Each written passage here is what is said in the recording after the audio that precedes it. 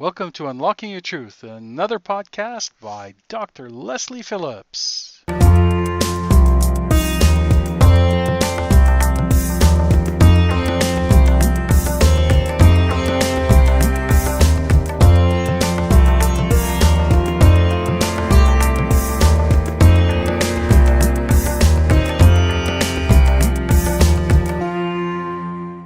Hello everybody and welcome to tonight's edition of Unlocking Your Truth with Dr. Leslie and Corey. Hello everyone. We're broadcasting live this evening across the Fraser Valley and we're doing it from the unceded traditional territory of the Stolo people. And we express our gratitude and respect for the honor of living and working in this territory.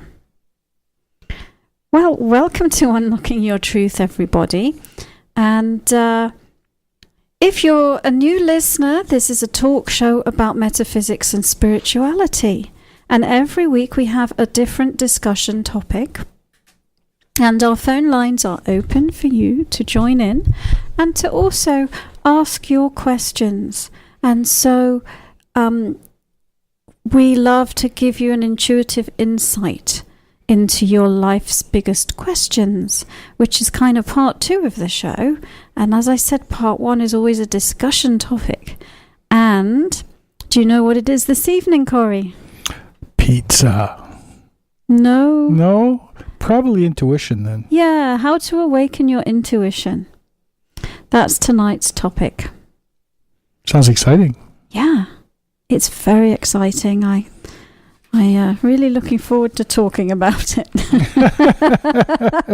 I spent my life talking about how to awaken your intuition. It's what wonderful. I do all day with all sorts of people. I spend my life on the computer writing about it. So, if you're listening in, listeners, you've probably had the occasional intuitive insight yourself. You've probably had a spiritual experience, or maybe something that's happened that you've wondered, ooh, could I be psychic because this has happened? If you're like most people, it's probably not an everyday occurrence, and it's probably not something that you can just make happen at will. And so in order to, if you wanted to be able to do that, if you wanted to be able to awaken your intuition so that you could use it to guide your life and answer your questions whenever you wanted to, here are my tips on how to do it. And really, awakening your intuition or stimulating your psychic abilities, there's really 2 sides to the coin. The first one is clear whatever is blocking you. And the second one is to really just get in tune with what it really is to be intuitive or to have psychic abilities, and then learn how to use it. It's interesting until one gets involved with psychic abilities and their own psychic abilities, intuitive senses. People have a tendency to, what's the word I'm looking for? Pan it or poo-poo it or however you want to, because it's so out there. And I think the media is to blame for that a lot. I mean, when you go to the theaters, they make psychics so weird and strange and unusual. But then again, we all have the ability, so it's very interesting. Yeah, we do, and to me, it's very ordinary and everyday, and it could be for everyone on the planet. It's just that our culture has not encouraged it. But did you know, Corey, that depending on the study that you look at, between 67 and 98% of people have had a precognitive dream? Wow, that's nearly everybody. So it's probably a rare thing to find somebody who hasn't had something happen that they can point at and say, yeah, that was a little bit unusual, that was a little bit out of the ordinary. And I'm sure a large percentage similar to that, have had past life experiences and astral travel in their dreams as well, but have not been able to recognize it. And it's harder to pinpoint because it's harder to prove that, you've had a past life experience. It just hasn't been a dream that's not real, or So yeah, it's wonderful. Well, we all have them every day. Everybody has intuitive. If you drive, you have to have intuitive senses. Yeah. Well, and the other thing is a lot of people have had an experience of deja vu. Oh yeah, deja vu is and very popular. There's a spiritual explanation for that too, and I think we've done a show on that, so I won't belabor it. Well, I have a question about that. Sure. Very quickly. I used to get those all the time, but I don't get them very much anymore. Why is that? Why is that? Yeah, that's what I said. I'd have to go into trance. Deja vu. Why is that? Well, I'd have to give you a specific reading on that. Okay, I'll do that. We'll do that in a second. Ask me when we get to the second part. I'll make a note. Yes. Deja vu. Yeah. So yeah, you've got to clear what's blocking you, and you've got to really understand what the difference is between your intuition and other ways that information come to you. And so when I say clear what's blocking you, intuition, in one way, you might say it's you, your spiritual consciousness and information shining through you. And you, a spirit, you're a high vibration. But if your body is full of heavy, dense emotions, negative thought patterns, bad memories, limiting beliefs, judgments, criticisms, hatred, regrets, pain, and all of that, it's not going to shine through. You're going to be you're like the light, and your body's like the glass, and the light will be trying to shine through a dirty glass. You mean like an average person? Yeah.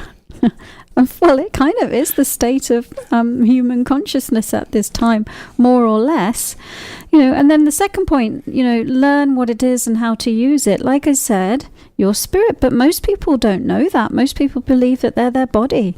Most people are just embroiled in the emotional and intellectual and sexual realities of their body. And so you need to be able to tell the difference between body, ego, mind, and spirit, soul, and intuition. And there are special techniques that can help with that. And they can train your spiritual... they can train you in how to be that light that shines through. How you can consciously channel your own higher self through by listening to your intuition. So I thought that what I'd do is I'd look at... those two sides of the coin in a bit more detail. So let's look at 5 different barriers or blocks, things that could be blocking you, and 5 different teachings or learnings on what it is and how to access and how to use it. How does that sound, Corey? Okay. So I'm sure most people listening will recognize this barrier. Is your mind always busy? Are there 1,000 thoughts all jumping around? Is your mind like a squirrel, jumping over there and jumping over here, and a bit out of control, like you're not in control? It's just having all these random thoughts. That's not a recipe for being able to access your intuition. That is a barrier to it. So it's really important to learn how to be in charge of your mind, of your mental activity, of your thought patterns. Because that's a lot of noise. And if all that noise is going on, it's going to be really, really hard to hear that still, quiet voice inside of you. So bypass your busy mind. Overcome that barrier of the busy mind. And then the second one, and these are all aspects of the body actually, the emotions. If you are an emotional basket case, or you're constantly in emotional overwhelm, or being like an emotional pincushion being triggered all the time, all these emotional ups and downs, and you're riding the emotional ups and downs and immersing yourself in the emotional ups and downs, then that also is an enormous amount of noise. And It will distract you from your intuition. It will prevent you accessing your intuition, because emotions, and some people, you see, they get confused between their mind, which I just talked about, and their emotions and their intuition. They get confused between their logic and their intuition. And, if they have a strong emotion, they may be confused and think that that's their intuition telling them something. So not necessarily. So you need to be clear about, have a clear mind, or at least know yourself as separate from your busy thoughts and your emotions. And all of that noise from the thoughts and the emotions can get in your way. So, and another barrier to accessing the intuition is to use effort, because we're used to using effort. We're in physical reality. We're in a physical body. Everything your physical body does uses energy. Whether you blink your eyes or you digest your dinner or you walk around, it uses energy. And so we're very used when we're going about doing something to use effort. And spirit doesn't use effort. Spirit doesn't exist it's not part of the physical world, actually. And so any time that you're in effort, like really trying hard and struggling because you want to tune into your intuition, then you're approaching it in the wrong way. You're approaching it as a body rather than as the spiritual being that you are. And then barrier number 5. Number 4, sorry. Fear. Fear. Fear is a really big one. Oh, yeah. That's what I was saying before. I think fear holds more people back from doing anything in their lives than anything else. And it's very interesting, because 90%, 97% of and more of whatever you think will happen never happens. Yeah. And when it comes to psychic abilities, people can be afraid of, what if I see something really frightening? What if I find out something about myself or somebody else that I really didn't want to know? What if I foresee an accident or a disaster? Aren't I then responsible for it? What if I see a ghost or an evil spirit, or the time of death of my parents, or and the other thing is, well, if I open my awareness, then I'm going to have to deal with my SHIT, Yeah, I'm going to have to do something about it.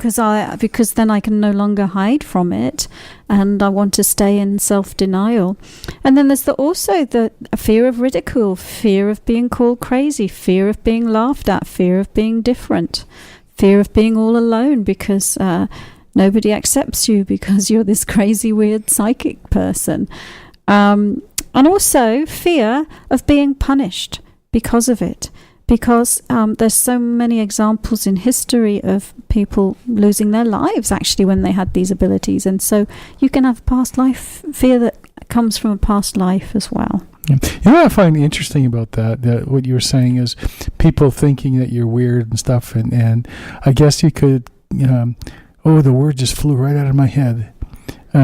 People will, come against you. But you know what the interesting thing is? The largest percentage of the people that are coming against you are people of religion. And what I know about religion, and it doesn't matter which religion, it's all based on love. So as opposed to coming against you, they should, if they don't think it's right, they should try to woo you back into their fold, as opposed to telling you that's of the devil, you can't be doing that. Well, and they take both approaches, actually. More so the hit you over the head with the crucifix thing. Yeah, or give you a list of Bible verses. Yeah. Which is funny because I have a big list of Bible verses that would actually that does the opposite, but I never get into that, because it why.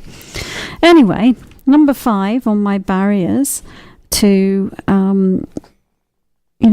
to do with the blocks to intuition is perfectionism or expectations. That might be a better word, Because, if you're someone who's really interested in this, but you're at the beginning of your journey on it, you might see all sorts of different teachers out. There's so much on the internet, isn't there? You can watch a ton of videos on YouTube with all sorts of people channeling all sorts of beings and telling you all sorts of stuff about this. And so you can get an idea based on what other people are telling you on what you think it should be.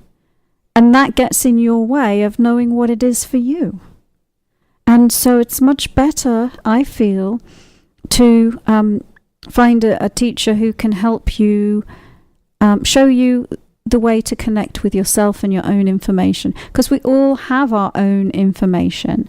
And make it okay and acceptable for you to be exactly where you are, and for your intuition to be exactly the way that it is for you. Okay? True. Yeah, because comparing yourself to other people never really works. Yeah, one of my mentors when I was studying matrix energetics, he told the group of us, he says if you do it like me, you're doing it wrong. Right, because you've got to do it like you. Yeah, I got to do it like you. And so many people were trying to get it just perfect, and I took that to heart. And I do my matrix energetics different than anybody else I've ever seen, and it is phenomenal. I just love it. I think it's amazing how that gift just opened up to me because I accepted me and I tuned in. So in actuality, I realized today what I've done, what I did at that point. What I did is I opened up my spiritual nature, as opposed to trying to do it with my human ego, trying to heal people with my human ego. I did it with my intuitive senses. Yeah, and that's a good guideline. It's people say let go and let God, or get out of your own way, and they're very, very true when it comes to developing your intuitive abilities. Very true. And I find myself, I meet a lot of people who are stuck because they've been to a class, or they've watched someone on the internet, or they've read a book, and they are trying to do it the way that says. I remember one lady who came to me and she was learning mediumship, and she had a really super sense of knowing, but everyone else in the class was feeling. And so she was sort of labeled as not getting it. Well, she was getting it, she just wasn't getting it in the same way. Anyway, it's a good time for a break, and I'll continue with the final part of these, the other side of the coin, right? So we've looked at what blocks you, but let's look at some tips or guidelines that might help. We'll be back after these few messages. Welcome back, listeners. You're tuning in to Unlocking Your Truth with Dr. Leslie on CIVL. On 101.7 FM. Unlocking Your Truth is a talk show about metaphysics and spirituality, and this evening's topic that Corey and I are talking about is how to awaken your intuition. Yes. And before the break, I gave you sort of 5 things that can block you, that can get in your way. And so now we're going to talk about 5 things that can help you. Does that sound good? Yes. Okay. Well, my top one is meditation. Regular meditation supports you to develop your intuition. It helps you build a strong foundation to safely open your intuition and anchor your energy in your body and in physical reality. And it also helps you overcome all of those 5 barriers that we were talking about, because it can help you calm your mind, calm your emotions, let go of effort, let go of fear, and let go of expectations. So meditation really is a practice that I would recommend you doing if you want to tap into your intuition. I mean, really, meditation in modern times, it's used to help people with stress. But people have been doing it for thousands of years to tune into their higher consciousness and talk to God. I bet you can even use it to ground. You can. And of course, the first meditation technique that at least I teach anyone is grounding, because that will help it keep it safe. And it will give you a conduit for releasing what is in your way. And I won't do grounding tonight, but if you're curious what the heck is she talking about, then you can search the podcasts on drlesliephillips.com and you'll find one on grounding. We'll leave a link on the write-up on this podcast on our site, so yeah, you won't have to search around too much for it. Great. Okay, so, and then what else? What other guideline? Well, trust your intuition. Because one of the things that happens is that people are all intuitive, and you get an instant intuitive insight, and then immediately start doubting it, immediately start passing it through your logical mind and weighing it up, and could it be real, or is it my imagination? And so you need to learn to trust it and grab it as soon as it arrives in your consciousness. My favorite one on that is when I'm driving and I go, oh, should I take the bridge or should I go around? Should I take the bridge or should I go around? And obviously, because it's come up, the regular way I go, there's an issue with it. And I don't think that way. I just go, oh, no, maybe I'm just, no. And then I end up taking the old way and I'll get stuck. Well, a lot of people are using their intuition all the time, in different ways, and they just don't think that that's what it is. Same thing with parking spaces, right? That's a manifestation in real time. Yeah, so learn to trust your intuition. Intuition is instant, whereas the logical mind, it takes time to think about things, right? And so when you notice these instant things dropping into your mind, don't reject them, don't stop analyzing them, just pay attention to them. That's your intuition. And the other thing about your intuition is, versus mind talk, is your intuition is always going to support you.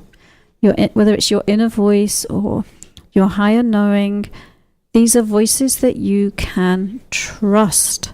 So they're supportive voices. Whereas if it's something that is judgmental or critical, well, that could just come from these patterns in your mind and your way of thinking. So trust your intuition. And then the next one is actually follow your intuition. Start to follow it. Because it's one thing to recognize, oh, that's my intuition at work. But if you then ignore it, you're losing out, really. So it's one thing to be aware of it. It's another thing to act on it. So take a leap of faith sometimes. Go beyond your limits. Follow your higher guidance. When you get that insight, take this route, not that route. Follow the intuition, not the logic. See what happens. So, validate your intuition and then act on it. Because this will give you a totally new way of living your life, actually, if you take it to the level that it can go. All right, now the fourth one in this list of things that can help, find your unique intuition style. Like we were saying before, everyone's unique. So what's your style? Are you an enlightened empath with the gift of clairsentience, which is a gift of clear feeling? I stare at goats. Are you? For those of you who don't know that, there's a movie called Men Stare at Goats, and they're trying to kill the goats with their minds. That's telekinesis. Yeah, it's quite funny. I suppose. Yeah, so, are you an enlightened empath? Are you a soothsaying seer? Do you have the gift of clairvoyance? Are you a knowledgeable sage with the gift of claircognizance, knowing?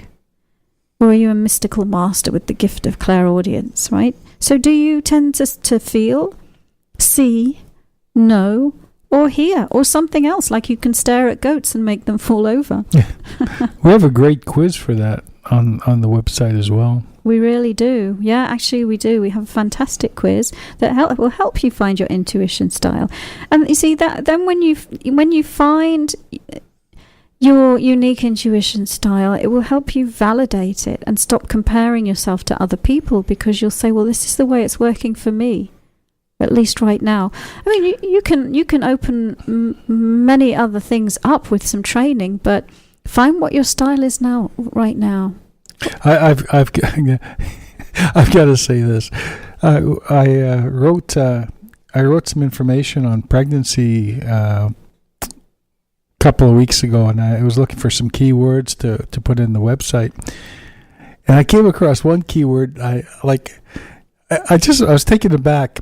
Pregnancy test online. Take a pregnancy test online. And I thought that was very interesting. It probably asks you questions, doesn't it? Yeah, probably, but yet, it's just like just go to the drugstore, people, and buy a test. Take a test online. Yeah, we do. Listeners, we do a free video card reading draw where you can send a question and be put in a drawer and have it answered. And what's wrong, Corey? Nothing. Yeah, I've forgotten what I was going to say now. We have a free card reading that you can get, where Leslie will do a little video for you, and those are some of the questions that come in. Sometimes we get very unusual questions that come in. And that was one that came into Leslie a couple of weeks ago. Am I pregnant? That's right. Yes, I get that sometimes. It's not the first time it's happened. I've had it a few times. Am I pregnant? And I always think that's funny why they ask me. Yeah. I'm waiting for the one that goes, am I hungry? Yeah. Or am I the other H? Yes. Well, we did have one that said, what am I doing right now? Well, it did, and it's funny, just to go off on a tangent a little bit, people will often, want the person who's a psychic to prove it, prove it that that you know what I'm doing, or that you, I don't know what the name of my cat is or something. But the true power of somebody able to work intuitively is more as a kind of spiritual counselor or spiritual guide. And actually, the more information you give them, the better, because then they can focus. They can really focus and hone in on the specifics of things. And actually, that brings me to the next tip. If you're wanting to learn how to use and open and access your intuition, find a really good teacher. Find an experienced teacher who really knows their stuff, because they can accelerate your psychic development. They can help you avoid mistakes. They can help you not spend years in trial and error and getting lost in blind alleys and following information that doesn't work for you. And they can give you techniques and tools that will help you awaken your psychic gifts. And the other thing I find is really important is validate you and encourage you and let you know, yes, that really is your intuition. Yes, you are doing it right. Yes, I can see your energy. I can see that you're, grounded, and you're centering, and you're, following the guidelines that I'm giving you. And whereas if you're working in the dark, or you're working from a YouTube video, you don't have anyone to help do that for you. So find a good teacher.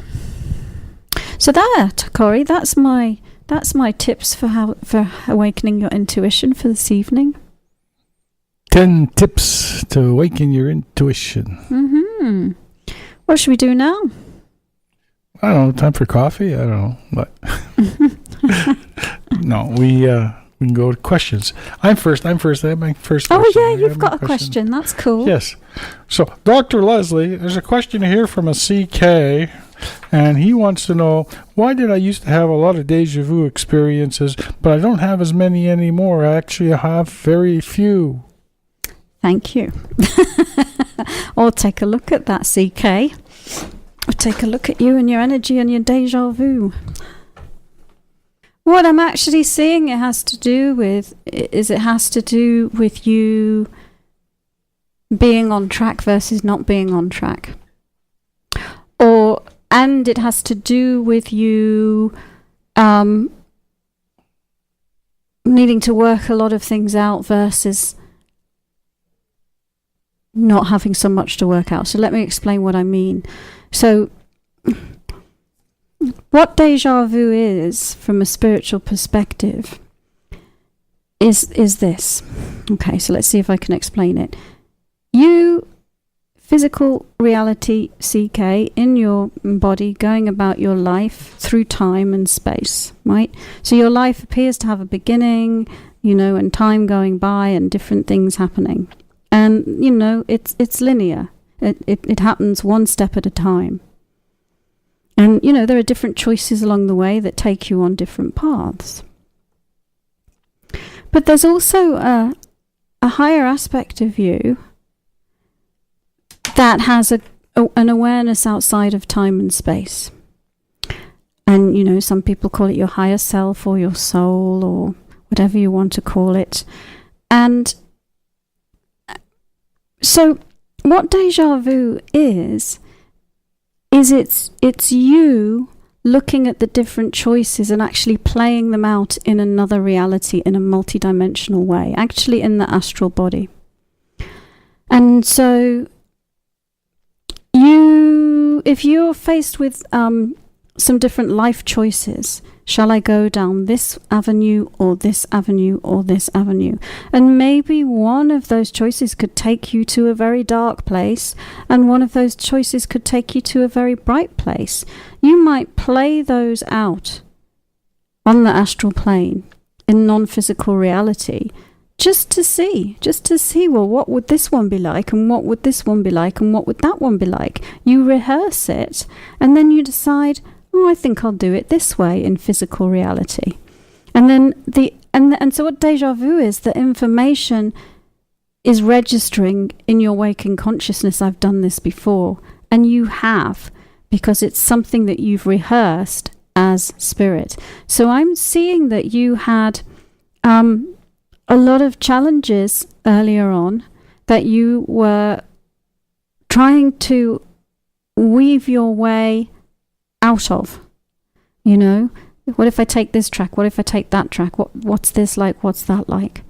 And I'm seeing that you had more déjà vu experiences at that time because that's what was going on. And I'm seeing actually in present time reality that you have fewer challenges. Looks like you're happier. Looks like you feel more connected, and maybe more settled in life as well. So that's what I'm seeing as the answer to that. Is that it looks like there's another answer as well, which is well, really, yeah. Maybe it's the same answer said in a different way, but you worked through a lot of your difficulties and you came out the other side. And it also just feels like in some earlier parts of your life it was almost experimental, whereas now it's more determined, committed, maybe, for want of a better word. Does that make sense to you, Corey? Yes, it does. I'm sure it does to CK too. Does it resonate, really? Yeah? Yes. Good. We want to make sure that it resonates. Otherwise, I want my money back. That's why it's good if you phone up, listeners, because we can reflect things back at you. And the number is 604-504-7441, extension 4142. 604-504-7441, extension 4142. And Corey, I'm noticing the time, so let's go to another break and then we'll do some more questions when we come back. Okay. Welcome back, listeners, to Unlocking Your Truth with Dr. Leslie and with Corey. That was a long break. It was 3 minutes long. 3 minutes. You say so. Yes. So, what's the next question? Next question is from Annie. And Annie said, with a Y, Annie says, "Hi, I'm moving forward in a new direction career-wise, from massage therapy to more of a creative venture, publishing a book. Okay. Just curious if I'm on the path that will honor my soul's purpose. I have some fear about putting myself out there publicly." Okay, let's take a look. So, Annie the massage therapist is writing and publishing a book. Well, one of the things I want to say is there's not necessarily just one thing, one path. It doesn't look like it has to be a choice between being a massage therapist or publishing a book. It looks like both of those can be in alignment with your soul's path. But I'm seeing that the question is more about the book, really. So let's just look at that. Well, the book, I will just validate that the book is in alignment with your soul's path. I'm seeing that whatever the book is that you've written is, I'll call it channeled and then qualify what I mean by that. I'm seeing that it came from your source. It came from your higher self. Whatever you're writing about there, it's something that's very meaningful to you and very intentional in terms of you intended to write this book. You intended to have this message. And there's a very strong focus for you around doing that. And I'm seeing that one of the things that you're doing is you're sensing that, you're knowing that, and then you're projecting yourself into the way far future, imagining yourself on a big stage with a big crowd of people, but it doesn't really happen like that for most people. And so you'll have time to acclimatize and get used to it, There'll be the first 10 people that buy the book. There'll be the first 100 people that buy the book, and so on. And it's not going to be wham, bam, here it is. And so what I would just recommend is allow what I said to give you some comfort and help you let go of the fear. And also just focus on the present, right here, right now. Because that's the best way to manifest the book and make a success, is to be working on it, on what you need to do towards that goal today, and as opposed to worrying about what's going to happen in the future. I hope that helps. Yeah, I'm sure it will. Thank you, Dr. Leslie. Okay, a couple of our listeners have been writing books to us, to you. And here's one from Jay, and she writes, "I enjoy this podcast a lot. I came to your site because I'm looking for more support for my emotional release journey. I've learned a few techniques over the years, and those techniques have been the jewel of my life. That being said, I have this question. I could easily label myself as a love or sex addict. I've gone to some 12-step meetings recently. Since the age of 5 up until recently, I've always had a fixation on a man in my life, sometimes multiple men. And I spend a lot of time fantasizing, obsessing, and mentally enmeshing my life and being with theirs. There is never much of a break between engagements. The term social monogamist could apply. Recently, when I was physically with a man, I decided to tune into my core feeling center. This was novel because typically in a situation like that, I'm anxiously or gleefully riding the adrenaline of the moment. When I looked inside during the act, I felt a startling numbness. I really couldn't tell what I was feeling, whether I was happy or sad. I did notice a kind of resignation to the joylessness of the act.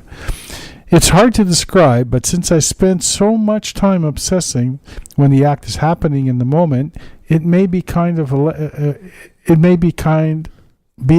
letdown. When I was a teenager, this was rampant, vicious cycle I lived in. Now I'm 31. My emotional release release techniques have helped me so much. I don't have words to give it justice. Before in my life, this cycle was emotionally violent towards myself. Now, it's just uncomfortable based on how I can live peacefully in other realms of life. Thanks in advance for reading the message. I'm looking for clarification on how to move forward and how to tell if I'm really ready for sex with someone. And lastly, and most importantly, how do I handle the emotional fallout of the day after I have sex? That fallout feeling has led me to deeply attach to the partner in the past. That is precisely the behavior I'd like to leave behind. Any guidance is so appreciated. Thank you for this podcast, and thank you for caring about helping me and people. So the first thing let's talk about, the clue is in the question, because you talk a lot about attachment and merging. So that sexual act is very intimate, and in that act, your energy merges with that other person. That other person's energy is definitely in your space, and so and if you're having lots of partners, or many partners one after the other, and you're not cleansing your energy field afterwards, you can end up with a lot of other people's energy there. And I'm seeing that that's at least partly the answer to your question, is that I'm seeing that your second chakra is so full of past time energy from all of this journey that you've been on with your sexuality that Corey read out. I'm seeing it's like all of those past events that you're recounting, they're still in there in your second chakra. All of those, those men and those, acts of intimacy, they're still in there. Part of those people's energy is still in there. And so it looks to me like it's really difficult for you to sense at all what's going on with yourself emotionally. And it just looks like the numbness is you were searching for the real you, and you couldn't find the real you because there was so much foreign energy in there, so much noise in there, and so I'm seeing that part of it that would help, and it looks like the emotional fallout after sex is twofold. One is that you're still experiencing other people's energy in your space, but the other is just your own questioning of your own history, really, and it all just building up together into a big ball of emotion. And so let it go. And it sounds like you're working on that with your emotional release technique, so you're on the right track. So just keep releasing it and letting it go. And then was the other part of the question about what next moving forward? Yeah, it's about just guidance on how to handle. I think you've answered how to handle when she does have sex, how to handle and release the well, you can't separate the act from the relationship. Yeah, because you can't avoid merging energy if you're having sex with somebody, but you can clear yourself out energetically afterwards. The other thing I wanted to say is it looks like, you are searching for joy, you're searching for connection with God, you're searching for that high vibration state. And of course, when you have an orgasm, that is you experiencing a high vibration state. And so I'm seeing that you are, searching in your heart for love and a higher vibration and for clarity. And those moments when you're in the throes of having, a sexual release are what or what you've known in your life to give you that. But it's short-lived, and it's fleeting and it's momentary, and you've been seeking it again and again and again. And I'm seeing that there are other ways to feel that connection and feel that high vibration. And meditation is a really, really, really great way to do that. Yes, it is. Next question. And this is a question from Sissy in Reading USA. How do I break through the belief I don't deserve wealth? I want to overcome that so much. Yeah. And it's a really, really common thing, with people, that they are blocking their abundance because they believe they don't deserve. And that belief of not deserving blocks a whole bunch of stuff. Actually, it just blocks manifestation in general. Blocks, if there's anything that you want to create and you think you don't deserve, it'll get in your way. Whether it's money, whether it's a relationship, whether it's a new career, it will get in your way. So let's take a look at your belief of not being deserving. I'll do it quickly because we've got about 3 minutes left. Have we got more? Less, okay. And even less now that we talked about having less. Well, you know what? In the interests of time, I've created a meditation journey. And if you go to my website, it's on drlesliephillips.com/life activations. And there is a financial activation that will help you explore that dimension within yourself and help you start to release it. And there's a 30-day challenge that you get one of these life activations and do it every day for 30 days to change your life. So I recommend that it's inexpensive. I recommend that you go onto the website, drlesliephillips.com, to the life activations and look for that. For most people, it's really tends to have its core origins in childhood. So an example would be if your parents had been divorced when you were really young, or you'd had very strict parents that limited what you were allowed to receive. It could be any number of things. And so that life activation journey will actually help you to find that. Yes, it will. So I guess we've reached the end of the show. Yes, we have. So listeners, we'll be back next week. We have an interview next week on Tuesday, the 4th of September at 7 o'clock with Ruth Anderson about angels. Archangel Michael. Yes, very interesting actually. She also works with animals. I was reading up a little bit on her as well. She works with communicating with, she's a medium as well. She's communicating with animals after they've passed for their owners. Oh, that's interesting. We didn't really talk to you about that, did we? Because we were talking to you about her work. With the angels, archangels, yeah. Her books and things. That's right, her books. Yeah, so check that out next week, listeners. And, enjoy the rest of your evening. Okay.